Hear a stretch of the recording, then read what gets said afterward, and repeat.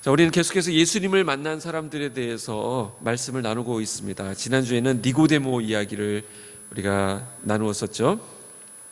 니고데모와 예수님이 대화하는 장면에서 주제는 거듭남이었습니다. 거듭나야 내가 하나님 나라에 들어갈 수 있게 된다. 그러니까 거듭난다라는 것은 하나님과의 새로운 관계를 갖게 되는 것을 말합니다. 거듭남은 하나님과 아무 관계 없던, 하나님과 원수되었던, 그래서 영적으로 완전히 죽어 있었던 우리가 하나님과의 관계에서 실질적인 새로운 생명을 얻어서 새롭게 태어나는 것을 말합니다. 그래서 예수 안 믿는 사람, 우리가 예수 믿기 전에는 영적으로 죽은 상태였습니다. 하나님과 관계가 끊어진 상태이기 때문에, 죄로 인해서. 그래서 예수님으로 인해서 우리가 새로운 생명을 얻게 되고, 그래서 하나님과 만날 수 있는, 하나님과 교제할 수 있는 그 은혜를 누리게 되는, 이것을 우리가 거듭났다, 새롭게 태어났다, 이렇게 말하게 되는 것입니다. 요한복음 3장 4장에 걸쳐서 예수님과 대화를 나눈 두 사람의 이야기가 등장하게 되는데, 3장에서는 니고데모, 그리고 4장에서는 수가성 여인, 사마리아 여인, 이렇게 얘기합니다. 사마리아라고 하는 지역이 큰 지역이에요. 우리로 치면 경기도 이렇게 되겠죠. 경기도 이렇게 되는 것이고, 수가라고 하는 것은 그 중에 한 동네를 얘기합니다. 수가성 여인, 이렇게 같은 말이 되겠습니다. 니고데모와 수가성 여인을 비교하면서 사도 요한이 의도적으로 우리에게 보여주고 있는 그런 메시지가 있습니다. 니고데모는 언제 예수님을 찾아왔냐면 그 찾아온 시점이 밤이라고 합니다. 밤은 어두움, 암흑, 이것을 얘기하죠. 반면에 이 수가성 여인은 낮에 예수님을 만나게 되는데, 이번에는 예수님을 찾아온 것이 아니라 예수님이 이 여인을 찾아간 그런 모습입니다. 그래서 의도적으로 하나는 밤의 사람으로, 또 하나는 낮의 여인으로 이렇게 부각을 시키고 있습니다. 근데 이 밤에 찾아온 니고데모는 잘 깨닫지 못하는 그 영적인 어둠의 상태를 그대로 보여주고 있습니다. 그래서 앞에 3장에 보면 이 거듭남의 의미에 대해서 잘 이해하지 못했기 때문에 예수님께 좀 야단을 맞는 그런 부분도 있습니다. 물론 나중에는 이 니고데모가 예수님의 제자가 되는 그런 은혜를 누리지만, 아직까지 여기 3장에서는 여러 가지로 헤매고 있는 모습을 보여줍니다. 그에 비해서 사마리아 여인은 예수님을 만난 이후에 예수님을 믿게 되었고, 예수님을 증거하는 위치에까지 가게 됩니다. 뒤에 보면 좀 이따 살펴보겠지만, 많은 사람들로 하여금 예수님을 알 수 있도록 예수님을 소개하는 그 역할을 이 여인이 하게 됩니다. 자, 니고데모와 이 사마리아 여인의 모습이 완전 대비되고 있죠. 니고데모가 어떤 사람이라고 했습니까? 그는 모든 것을 가진 사람이라고 했죠. 권력의 핵심에 있는 사람이었고, 경제적으로도 여유가 많은 사람이었고, 또 최고의 지성을 겸비한 이스라엘의 선생이라고 그랬습니다. 또 사회적으로, 도덕적으로, 종교적으로 존경받는 위치에 있는 그런 사람이 바로 니고데모였습니다.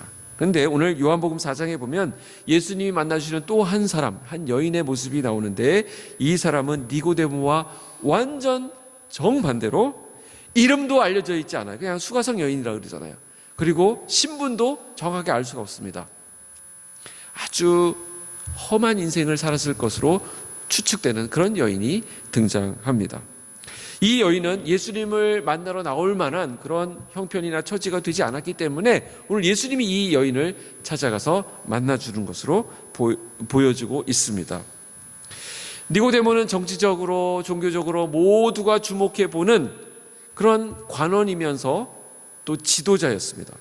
반면에 이 여자는 떳떳하게 자신의 이름을 내세울 수 없는 아주 아래쪽에 이렇게 머물러 있는 그런 신분의 여인이었습니다. 더구나 사마리아 여인이라고 하잖아요. 사마리아라는 말이 앞에 붙으면 이것은 역사적인 멸시와 천대의 모습을 그대로 안고 가는 것입니다. 뒤에 또 살펴보겠습니다. 사마리아는 유대 민족들이 유대인 입장에서 봤을 때는 아주 멸시하고 아주 논외로 치는, 아주 상종도 하지 않는 그런 부류의 사람들이었습니다.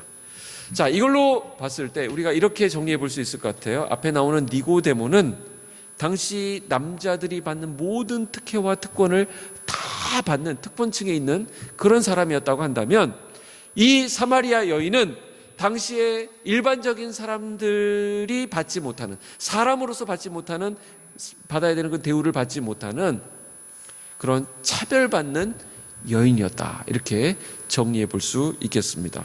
근데 이 여인을 예수님이 만나러 찾아가셨습니다. 3절 4절 말씀해 보시면 유대를 떠나서 다시 갈릴리로 가실새 사마리아를 통과하여야 하겠는지라. 자, 여기에 예수님의 의도가 보이시나요? 예수님의 그 must, 내가 반드시 그쪽으로 통과해야 되겠다, 그쪽으로 지나가야 되겠다, 이렇게 말씀하시는 것입니다. 여러분들이 이제 이때 유대, 사마리아 또 갈릴리 그 지도를 좀 성경 배경이 되는 지도를 좀 보시면 알겠지만, 유대는 이스라엘에 있어서 길쭉한 바게트 빵을 생각하시면 좋겠어요. 그럼 맨 아래쪽은 유대 땅이에요. 유대 땅. 유대인들이 집중적으로 사는 지역이고, 중간이 사마리아예요. 그리고 빵의 맨 끝부분이 갈릴리 지역인데, 이 갈릴리 지역은 유대보다는 좀 하층이에요. 그러나 이 갈릴리와 유대는 서로 교류가 있었습니다. 서로 왕래가 있었어요. 왔다 갔다 하고 그랬는데, 이 중간에 있는 이 사마리아는 상종을 하지 않았습니다. 왜 그랬냐면, 원래 이스라엘이 통일 왕국이었다가 솔로몬 다음에 남유다와 북이스라엘로 갈라지게 됩니다. 그래서 각각 통치하는 왕이 달라요. 그래서 망하는 시점도 다릅니다. 근데 북이스라엘은 먼저 망하는데, 아시리아라고 하는 나라에 721년, 기원전 721년에 망하게 됩니다. 자, 그때 포로로 대부분이 아수르로 잡혀갑니다. 그리고 남아있는 사람들도 이 아수르가 아주 강력한 혼혈 정책을 썼기 때문에 막 피를 막 섞어버리는, 막 결혼을 막 시켜버렸습니다. 이 정책을 쓴 거예요. 그래서 그때 혼혈족으로 남게 된 것입니다. 그러니까 유대인들이 봤을 때는 어차피 힘이 없어서 자기들도 망했으면서, 자기들은 그래도 바벨론은 그런 정책을 쓰지 않았거든요. 이렇게 잡아가긴 했지만 그 땅에서 살 수 있도록 이렇게 해주고 그랬는데, 이걸 보면서 이 사마리아인들은 버림받은, 우리와 이제는 함께 할 수 없는 이방인의 피가 섞인 민족이다 해서 멸시하고 왕따를 시킨 것입니다. 그래서 서로 왕래가 없었던 거예요. 모든 게 너희들은 섞여버렸으니까. 종교도 섞여 있고 문화도 섞여 있고 피도 섞여 있기 때문에 너희들은 우리랑 같이 지낼 수 없다, 이렇게 된 것입니다. 그래서 유대인들이 저 위에 갈릴리로 갈 일이 있으면 중간에 나 있는 도로를 통해서 사마리아를 통과해서 가는 것이 아니라 일부러 사마리아 사람들하고 마주치지 않으려고 우회 도로를 선택했습니다. 그래서 해변길 한참 가야 되거든, 돌아가야 되거든요. 그쪽 길을 통해서 갈릴리로 가거나 아니면 여리고 길을 통해서 이렇게 빠지는 그런 길을 선택했던 것입니다. 그러나 오늘 주님은 뭐라고 얘기하시냐면, 내가 사마리아로 통행하여야 하겠는지라, 이렇게 말합니다. 그러니까 여기에 예수님의 의도가 드러나고 있는 것이죠. 왜 예수님은 굳이 남들은 상종하지 않는 사마리아를 통과해서 그리로 지나가야 되겠다, 이렇게 말씀하시는 것일까요? 바로 오늘 말씀의 결론이 되겠는데, 이 사마리아 여인을 만나기 위해서 그런 것입니다. 유대인과 사마리아인이 서로 적대 관계에 있다는 것은 예수님도 너무나도 잘 아시죠. 그러나 예수님은 굳이 이 길로 가시겠다고 말씀하신 것입니다. 죄인을 구원하고자 하는 주님의 뜻을 여기서 볼 수 있습니다. 하나님 아버지의 뜻을 따라서 죄인을 구원하고자 하는 그 주님의 열심이 이 경로를, 이 길로만 가야 했던 것이죠. 이것을 선택하게 하셨던 것입니다. 오늘 말씀의 첫 번째 메시지가 되겠는데, 하나님은 우리의 구원을 창세전에 계획하셨다라는 것입니다. 하나님은 우리의 구원을 창세전에 계획하셨다. 자, 하나님이 창세전에 우리를 계획하셨다는 것은 무엇을 의미하나요? 우리의 조건을 보고 우리를 선택하신 것이 아니라는 것입니다. 우리의 행실을 보고, 너 하는 거 봐서, 너 예수 믿는 거 봐서 내가 구원해 주겠다가 아니라, 우리가 아직 죄인 되었을 때, 우리가 아직 연약할 때, 우리가 아직 하나님과 원수 되었을 때, 우리에게 아무런 구원받을 만한 건덕지가 없을 그때에 하나님께서 우리를 구원하시기로, 우리를 사랑하시기로 작정하셨다라는 것입니다. 오늘 예수님께서 이 작정된, 이 하나님의 사람으로 만들어야 될 이 사마리아 여인을 찾아가시는 그 모습에서 하나님의 작정과 계획과 섭리를 보게 됩니다. 더군다나 여기서 이 지리적인 배경, 사마리아를 통과해야 되겠는지라라는 이 말씀뿐만 아니라 시간적인 배경에서도 하나님의 섭리와 하나님의 계획을 볼 수 있습니다. 예수님과 이 여인이 만났던 시간이 몇 시라고 되어 있나요? 6시쯤 되었다라고 말합니다. 자, 이 당시 시간은 오늘날 시간으로 치면 플러스 6을 하면 정확하게 알 수 있어요. 아침 6시에다가 6시에다가 6을 더하면 얼마죠? 12시. 그러니까 지금 한 정오 정도 되는 시간입니다. 여러분 한번 생각해 보세요. 이 팔레스타인 지방의 낮은 굉장히 덥습니다. 그런데 이른 아침도 아니고 해질 무렵도 아니고 정오 12시에 물을 기르러 왔다는 것은 이거는 부적합한 시간에 물 기르러 나온 것입니다. 그러니까 이 여인이 뭘 지금 염두에 두고 있냐면 사람들과의 접촉을 꺼리고 있는 거예요. 우물가는 어떤 자리일까요? 우물가에 가면 사람들을 만나는 자리거든요. 그러니까 해질 무렵에 이렇게 물 길러 나가면 거기에 동네 아줌마들, 여인들이 다 나오는 거예요. 거기서 모든 정보를 다 얻는 거예요. 입시 정보도 거기서 다 나옵니다. 고급 정보들이 거기서 다 올려나오거든요. 근데 거기 가야 되는 거예요. 거기서 학부형들을 만나고 여러 이제 아줌마들을 만나야 여러 가지 세상 돌아가는 어디가 물건이 싼지 어디에 뭐가 나타나는지 이런 것들을 알게 되는 거예요. 근데 그걸 피해서 정오에 간 것입니다. 근데 여러분들 그거 아세요? 이 6시가 가리키는 그 의미가 있습니다. 지금 이 여인은 분명 사람들의 지탄을 받는 여인이고 사람들의 접촉을 눈길을 피하는 여인이라는 걸 알 수 있지만 이 6시는 예수님이 십자가에 못 박히시도록 내어준 그 시간이 6시예요. 오늘 요한복음 말씀 읽었잖아요. 요한복음 4장에서는 예수님이 이 여인을 만난 시간이 정오, 그러니까 제 6시라고 했지만 요한복음 19장에 보면 예수님을 십자가에 못 박도록 내준 시간을 사도 요한이, 이 책을 기록한 사도 요한이 의도적으로 그걸 표시를 합니다. 그때가 6시쯤 되었다. 그러니까 이 사마리아 여인에게 결과적으로 무엇이 주어지냐면 예수님께서 약속하신 생명수가 약속이 되거든요. 그러니까 이 여인에게 약속한 생명수가 십자가를 통한 인류의 구원이 그대로 연결되고 있는 것을 보게 되는 것이죠. 소름 끼치지 않습니까?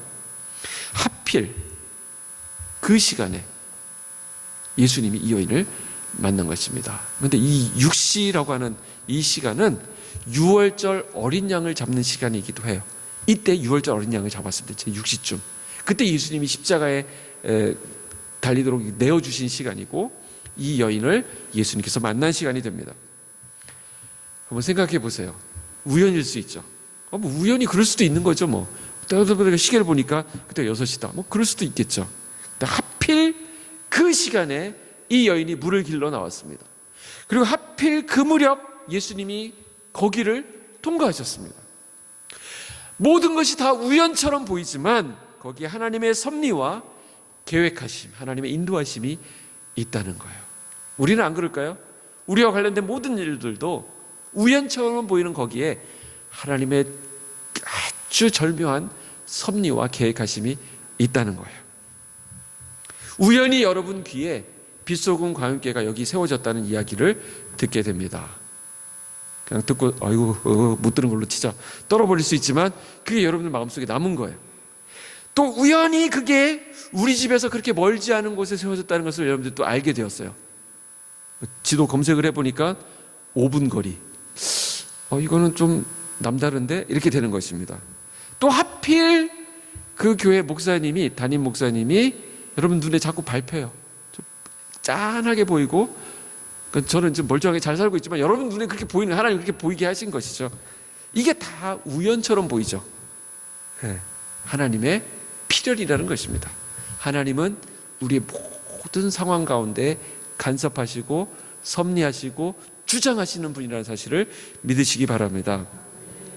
오늘 7절에 보니까 사마리아 여자 한 사람이 물 길어 나오는데 그 여인에게 예수님이 다가가셔서 말을 건네십니다. 물을 좀 주십시오. 이렇게 얘기합니다. 근데 여러분들 이거 그냥 우리 주변에서 흔히 일어날 수 있는 대화라고 생각할지 모르지만 이거 굉장히 어색한 장면입니다. 그걸 어떻게 알 수 있냐면 나중에 이 여인이 반응하는 걸 보면 알 수 있어요. 9절을 여러분들 한번 읽어보실까요? 9절 시작. 사마리아 여자가 이르되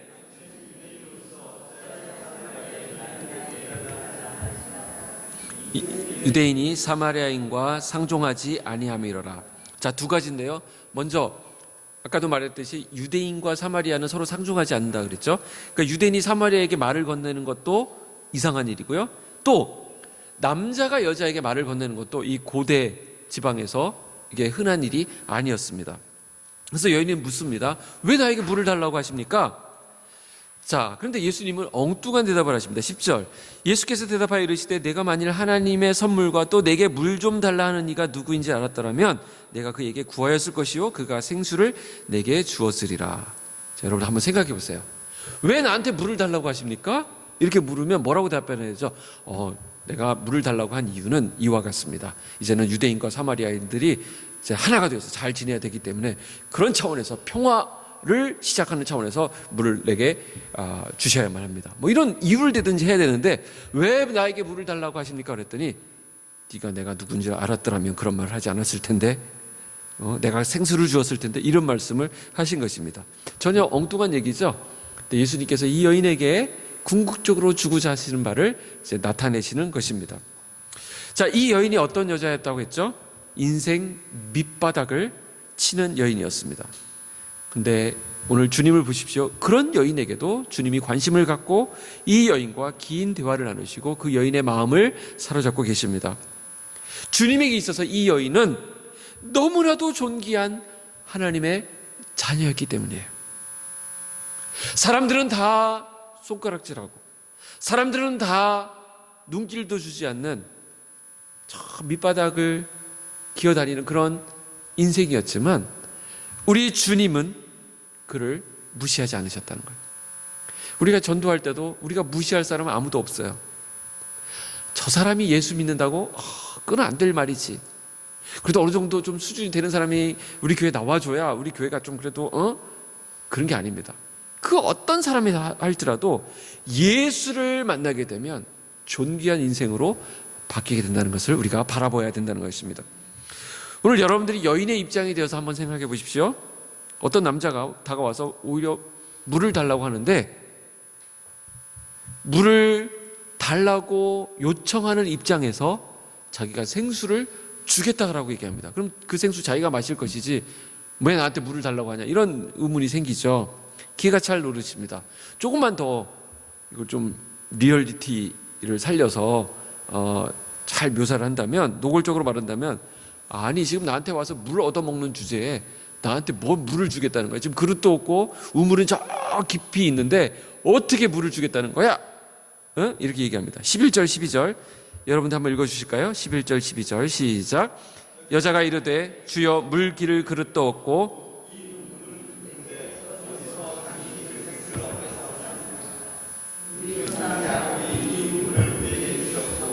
또 여기서 자기와 자기 아들들과 짐승이 다 마셨는데 당신이 야곱보다 더 크니까. 자, 이 우물은 어떤 우물이냐면 우리 조상 야곱이 우리에게 남겨준 아주 소중한 유산입니다.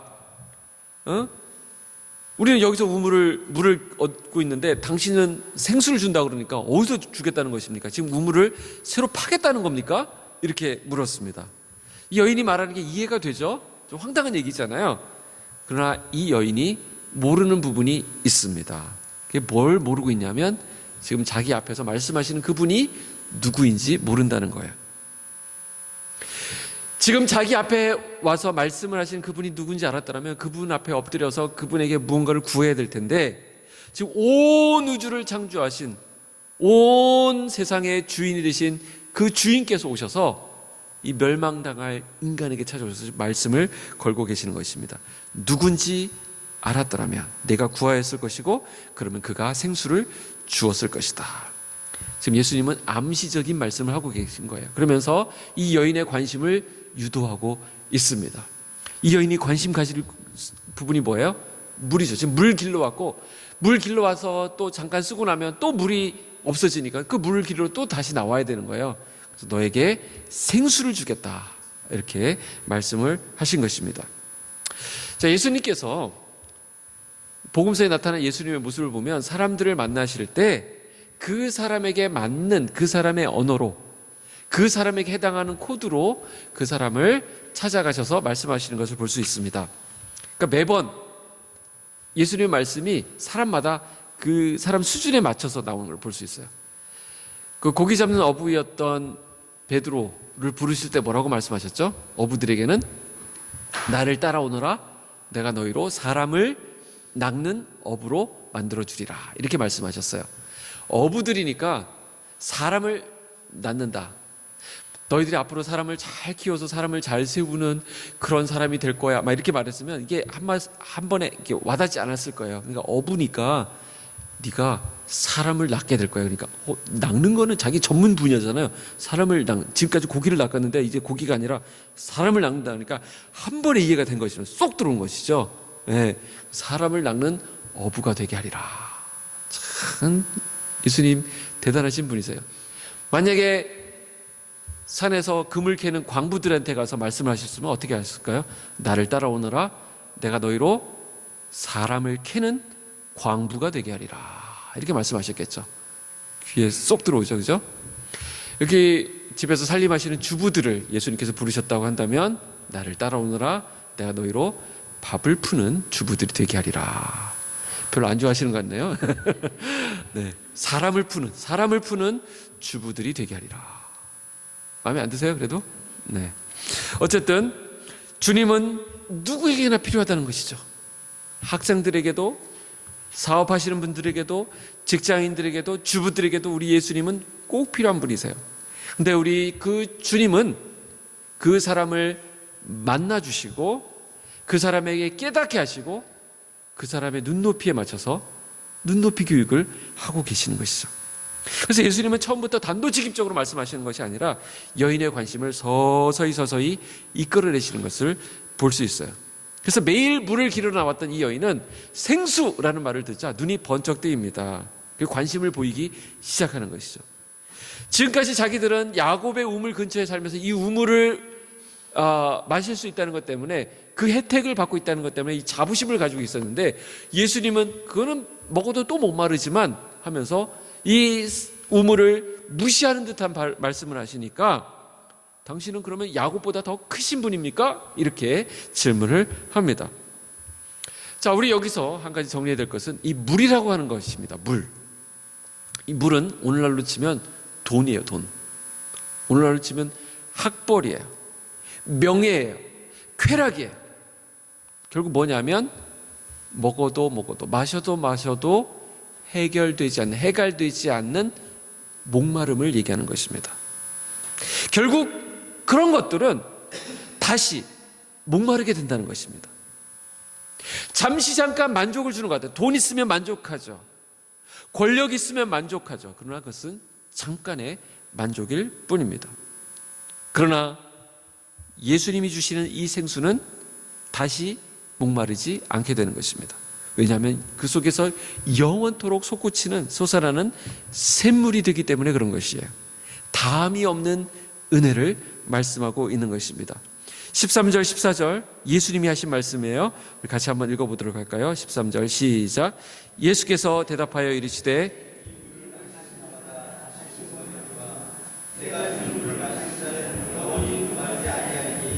내가 주는 물은 그 속에서 영생하도록 솟아나는 샘물이 되리라. 자, 오늘 말씀의 두 번째 메시지가 되겠는데, 예수님은 우리의 영적 갈증을 풀어주는 생수가 되신다라는 것입니다. 예수님은 우리의 영적 갈증을 풀어주시는 생수가 되신다. 자, 우리 인생이 무언가를 계속 추구해요. 그러나 이 세상의 것들은 우리에게 참된 기쁨과 만족을 주지 못합니다. 아무리 추구해도 만족이 되지 않는 거예요. 그렇게 공부를 했는데, 그래서 막 박사학위를 몇 개씩 받아보는데 지식에 대한 목마름이 채워지지 않습니다. 이제는 막 집도 넓어졌어요. 집 넓은 데서. 옛날에는 애가 막 5, 6 되는데 방 하나에서 다 어떻게 애가 나왔는지 모르겠는데 어쨌든 거기서 그냥 그렇게 살았습니다. 근데 지금은 방 하나에 애들을 다 집어넣어줘도 옛날만큼 그런 행복이 느껴지지 않는다는 얘기를 듣습니다. 돈도 어느 정도 있는 것 같은데 만족함이 없는 거예요. 이 차, 남자분들이 이 차에 대해서 관심이 많으신데 차 처음 살 때는 한 몇 달은 좋습니다. 기아 넣고 우왕 밟아주고 그다음 위에 막 뚜껑도 열었다 닫았다 하면서 막 차 창문 열고 탁 이렇게 팍 내놓고 막 이렇게 가면 그렇게 근사하죠. 근데 그거 몇 달이에요. 조금 있다 보면 창문 쫙 내리고 가는데 옆에 더 좋은 차가 휙 지나가면 나는 왜 계속 이 모양인가 이런 생각이 든다니까요. 그럼 막 차가 어디서부터 막 고장이 나는 것 같고 뭔가 덜컥거리는 것 같고 막 이런 느낌이 든다니까요. 우리 남자 성도님들 이렇게 만나보면 나는 은퇴하면 여행 다니까 나를 국내에서 찾을 생각 하지 말라고 막 그러면서 막 얘기하시는데 진짜 보면 안 보여요. 어디 막 가시는 거예요. 여행을 막 다니시는데 여행 막 그래서 어느 날 보면 뭐 카톡에 올라오거나 막 페이스북에 올라오면 막 파리 에펠탑 밑에서 찍고 어떤 날은 과테말라가 있고 막 그러는데 나중에 보면 다시 한국에 들어와 계세요. 그래서 하시는 말씀이 집이 최고다. 우리 맨날 하는 말이잖아요. 집이 최고다. 뭐 세상이 좋다는 거 가가지고 먹어보고 하지만 거기서 만족을 누릴 수 없다는 것입니다. 평수 넓은 집에 사는 것도 하루 이틀이지 이제 청소하기만 힘들죠. 갈증, 영적인 목마름, 만족이 없는 삶, 결국 우리의 목마름을 해결해 주실 분은 오직 예수 그리스도이십니다. 그래서 예수님이 말씀하세요. 나에게로 오라. 나에게 오면 만족과 기쁨과 세상이 줄 수 없는 참된 평안, 다함이 없는 끊어지지 않는 은혜를 너에게 주겠다 말씀하고 계시는 것입니다. 영적으로 죽어 있었고 많이 배우지도 못했고 사람들로부터 지탄을 받는 그런 여인이었지만 예수님의 이 말씀을 듣고 영원히 목마르지 않는 생수가 있다는 말을 듣고 그렇다면 그거 주십시오 달라고 말을 합니다. 이 여인을 만나러 일부러 오셨던 주님은 이 여인의 갈증을 생수로 풀어주시는 것을 볼 수 있습니다. 이 여인은 뭔지는 잘 몰랐을 거예요. 이해하지 못했지만 지금 내가 목마르다고 하는 사실, 내가 지금 갈급하다고 하는 사실, 내가 무언가에 지금 결핍되어 있다는 사실을 주님 앞에서 인정한 거예요. 바로 은혜는 여기서부터 시작하는 것입니다. 나에게 결핍이 있습니다. 나에게 목마름이 있습니다. 내가 지금 갈증이 납니다 라는 사실을 인정하는 것입니다. 생수에 대해서 관심을 갖고 그 물을 요청했다는 사실에 있어서는 긍정적인 부분이 있지만 예수님은 거기서 한 걸음 더 들어가십니다. 예수님은 그걸로 끝내실 분이 아니죠. 그래서 지금껏 이 여인이 덮어두고 있던 사실을 드러내고 계십니다. 그게 뭐냐면 내 남편을 데려오라 이렇게 말씀하셨어요. 사실 생수 주신다 그래서 생수 달라고 했는데 생수 주실 것이지 내 남편 데려오라 라고 하는 것은 왜 그런 걸 또 따지고 남의 사생활 아닙니까? 이렇게 따질 수 있었지만 이 여인은 어떤 대답을 선택하냐면 그냥 없다고 하자 이렇게 넘어가려고 합니다. 왜냐하면 예전에 만났던 남자들이 있거든요. 남자들 다 데려오려면 어디 가서 찾아야 될 줄도 모르고 시간도 걸리고 그러니까 하여튼 성가시고 그러니까 그냥 없다고 하자. 그러면 없다고 하면 빨리 생수나 주시겠지 이렇게 된 것입니다. 입 내가 딱 다물고 있으면 내가 그냥 안고 가면 되는 것이지 그거 뭐 드러낼 필요가 뭐가 있겠느냐 없습니다 이렇게 얘기를 했습니다. 예수님에 의해서 아주 놀라운 사실이 밝혀지게 됩니다. 이 여인이 잊고 싶었던 과거죠. 예수님 말씀하십니다. 네가 남편 5이 있었지 이렇게 얘기를 합니다.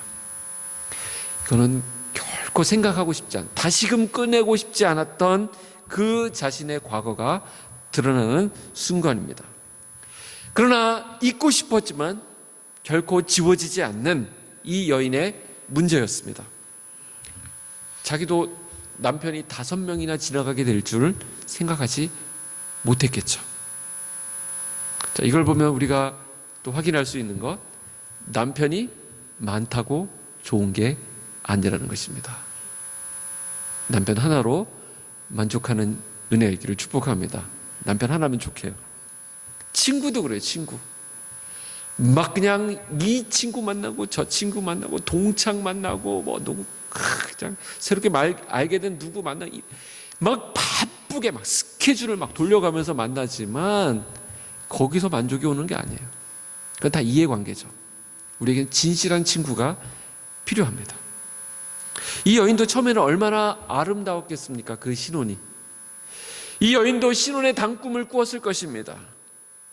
그 남자를 만나서 내가 이 남편을 만났기 때문에 행복한 가정생활이 시작될 것이다 라고 자기 인생의 계획을 그려보았을 것입니다.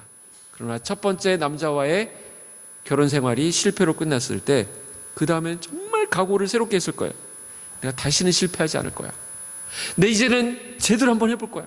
그때 내가 너무 어렸어 하면서 시작한 그 결혼, 이제 그 결혼이 2번이 3번이 되고 결국 횟수가 거듭되면서 이제는 모든 게 무뎌져 버린 거예요.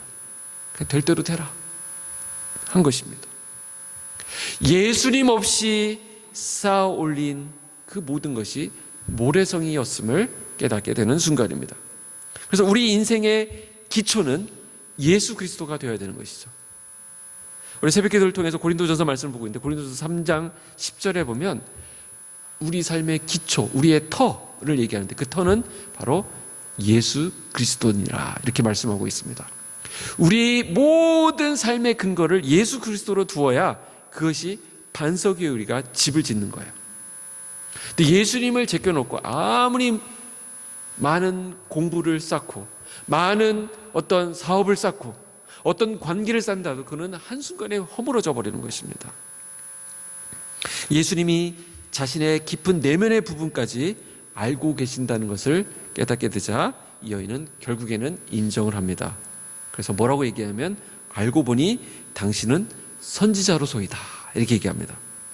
자, 근데 이 여인이 처음에 예수님을 어떻게 인식했는지 아세요? 9절에 당신은 유대인으로서, 그러니까 유대인 한 남자로서, 한 유대 출신의 남자로 예수님을 인식하고 있다가 이제는 예수님과의 대화를 통해서 예수님은 뭘로 인식하고 있어요? 선지자로. 근데 선지자로 알고 있던 19절에 당신은 선지자로소이다 이렇게 얘기하는데 이게 29절에 가면 어떻게 바뀌는지 한번 보세요. 29절 같이 한번 읽어볼까요? 시작. 내가 행한 모든 일을 내게 말한 사람을 와서 보라. 이는 그리스도가 아니냐 하니 이제는 그리스도로 바뀌고 있습니다. 주님을 알아가면 알아갈수록 뭐가 자라요? 주님에 대한 지식이 자라가는 걸 볼 수 있죠. 성경에 그런 분이 한 분 더 있었습니다. 우리가 첫 시간에 살펴본 예수를 만난 사람들 첫 번째 만났던 모델이 누구였어요? 베드로였죠. 베드로가 처음에는 예수님을 뭐라고 불렀냐면 선생이여 이렇게 불렀습니다. 근데 예수님을 체험하고 말씀의 능력을 체험하고 난 다음에 뭘로 호칭이 바뀌냐면 주여, 주님으로 바뀌는 것을 볼 수 있어요. 예수님을 만난 사람은 처음에는 그냥 평범한 사람, 그냥 좋은 지식을 알려주시는 거, 좋은 말씀 해주시는 분으로 생각하고 있다가 이제는 내 인생을 책임지시는, 내 영혼의 주인이 되시는 그리스도로 고백하게 된다는 것이죠. 예수님은 이 여인에게 바로 자신이 메시아가 됨을 알려주십니다. 이 말씀을 그 메시아 그분으로부터 직접 들을 수 있다니 얼마나 놀라운 체험을 한 것입니까? 깊은 어둠 가운데, 깊은 끝을 알 수 없는 침체 가운데 있었던 이 여인을 메시아가 찾아오신 것입니다. 사람들의 지탄의 대상이고 가장 초라한 삶을 살아왔던 자기를 온 세상의 주인 되신 그분이 만나주신 것입니다. 결국 여인은 어떻게 합니까? 물동이를 버려두고 동네로 뛰어들어가서 예수님을 전합니다. 28절부터 그 내용이 나오는데 여자가 물동이를 버려두고 동네로 들어가서 사람들에게 이르되 내가 행한 모든 일을 내게 말한 사람을 와서 보라. 이는 그리스도가 아니냐 하니 그들이 동네에서 나와 예수께로 오더라 그랬습니다. 원래 이 여인이 예수를 만나기 전에 어떤 상태였습니까? 정리가 안 된 삶을 살았던 사람이었습니다. 그냥 모든 것을 덮어두고 내가 안고 가리라 하면서 그냥 흐지부지 남겨두었던, 미적지근하게 끈적끈적하게 남겨두었던 그런 상태로 살았던 여인이었습니다. 이게 이제 사마리아 사람들의 특징이기도 한데 모든 걸 그냥 섞어버리는 거, 혼합해서 예수도 받고 하나님도 받고 다른 신들도 받고 모든 문화를 탁 섞어 놓는 것입니다. 세상도 좁고 신앙도 못 버리겠고 뭐가 뭔지 모르겠고 이 사람 말도 듣고 저 사람 말도 듣고 모든 것을 다 받아들인 상태에서 자기 인생의 방향을 정하지 못한 채 그냥 그렇게 살아가는 것입니다.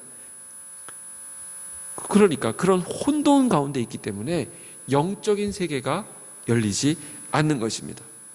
그렇게 혼돈 상태로, 정리되지 않은 상태로 대학을 결정해요. 그런 혼돈 가운데 전공을 선택해요. 직장을 선택해요. 심지어 배우자를 선택해요. 그리고 내 노후의 문제를 그 혼돈 가운데 결정해버립니다. 아무런 방향 없이. 그 사람들이 이거 좋다고 하니까 그거 그냥 챙기는 것입니다.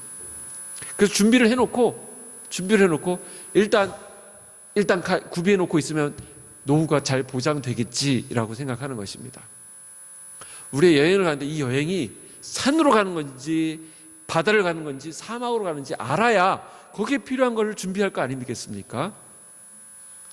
사막으로 가는데 산에 필요한 장비들을 막 무겁게 챙기는 거, 그게 얼마나 어리석은 일이에요. 우리 인생의 목표를 주님 안에서 바르게 설정하는 것이 우선입니다. 이게 정리되어 있어야지 혼란스럽지가 않은 것이죠. 사람들은 대부분이 자기가 혼돈 가운데 있다는 것도 알지 못합니다. 땅이 혼돈하고 공허하다. 이게 하나님이 개입하기 전의 상태였어요. 하나님이 없는 사람의 상태는 혼돈과 공허 그 자체예요. 그러나 예수님을 만나게 되면 그 혼돈이 정리가 됩니다. 아, 내가 지금 비탈길에 있구나. 내가 지금 낭떠러지에 서 있었구나. 문제의식이 생기게 됩니다. 나는 빨리 나를 구원해 주실 분을 붙잡아야 되고 그쪽으로 가야만 하는 것이구나. 그동안 미적지근하게 덮어두었던 문제들이 드러나기 시작하면서 주님을 붙잡게 됩니다. 그 문제를 해결하실 분은 오직 예수 그리스도이십니다. 이 고백을 하게 된다는 것이죠. 저는 오늘 우리 빗속은 광역교회 안에도 예수님을 온전히 제대로 만난 사람들로 가득 차기를 축복합니다. 미적지근한 상태로 그냥 그런 것 같아. 잘은 모르지만, 교회는 내가 빠질 수는 없지만 잘은 모르겠어 하는 게 아니라 정말 우리를 만나주시는 그 주님을 여러분들 인생에 인격적으로 만나는 경험이 있기를 축복해요. 예수님을 확실하게 만난 자라야 예수님의 증인으로, 사명자로 살 수 있게 되는 것입니다. 그래서 우리가 예수님을 더 알아가야 되는 거예요. 흐지부지하게, 미지근하게 그냥 그렇게 알고 있던 주님이 여러분 안에 선명하게, 우리 주님이 어떤 분이신지, 그리고 그분과의 교제가 시작되는 것입니다. 그때 비로소 영이신 하나님과의 교제가 가능하게 됩니다. 나중에 한번 살펴볼 말씀이지만 이 여인과의 대화 가운데 우리가 하나님을 어떻게 예배할 수 있는지에 대한 이야기까지 나옵니다. 오늘 말씀을 통해서 우리 주님을 한번 주목해 보시기 바랍니다. 각 사람을 그 사람에 맞게 만나주시는 주님을 우리가 보게 됩니다. 앞에서 니고데모에게는 계속 너 거듭나야 된다, 거듭나지 않으면 안 된다라는 말씀을 하셨습니다. 그런데 이 여인에게 보세요. 예수님께서 어떤 조건을, 어떤 혼내시는 모습이 나타나나요? 이 여인에게는 아무것도 요구하지 않으세요. 오히려 너 그 여인을 향한 선물을 준비해 갖고 있어요. 내가 너에게 목마르지 않는, 영원히 목마르지 않는 생수를 선물로 주려 한다. 오히려 선물을 싸들고 오시는 주님의 모습을 볼 수 있습니다.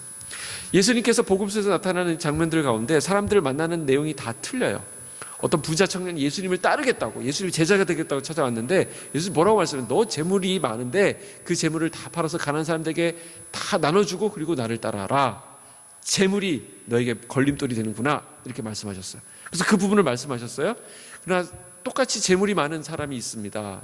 얼마 전에 살펴봤는데 삭개오라고 하는 사람은 재물이 많은 사람이지, 이 사람도. 근데 예수님께서 이 삭개오를 만날 때는 너 재물 문제다, 재물 다 처분하고 와라, 이렇게 말씀하지 않았어요. 오히려 뭐라고 말씀하셨냐면 내가 오늘 너희 집에 가서 너와 함께 교제하고 싶다, 너희 집에 유하여야 되겠다, 이렇게 말씀하셨습니다. 예수님은 사람을 다 다르게 접근하신다는 것이죠. 가늠하다가 현장에서 잡혀 끌려온 여인이 있습니다. 사람들이 다 돌로 쳐서 죽이려고 합니다. 근데 예수님께서 그 여인에게 너 그 간음의 문제 해결하고 와라 하지 않으시고 오히려 나도 너를 정죄하지 않는다 말씀하셨어요. 그리고 그 여인에게 평안을 주셨습니다. 하나님께서 저와 여러분을 찾아오시는 방식도 각 사람마다 다를 거예요. 그러나 주님의 마음은 동일합니다. 우리 모두에게는 예수님이 필요하다는 것입니다. 그래서 그 예수님을 만나야 되는 거예요. 오늘 요한복음 3장 4장 지난주와 이번 주에 살펴보는 니고데모와 이 여인이 전부 다 예수님이 필요했습니다. 적극적으로 진리를 찾아서 예수님을 찾아온 이 니고데모에게도 예수님이 필요했고요.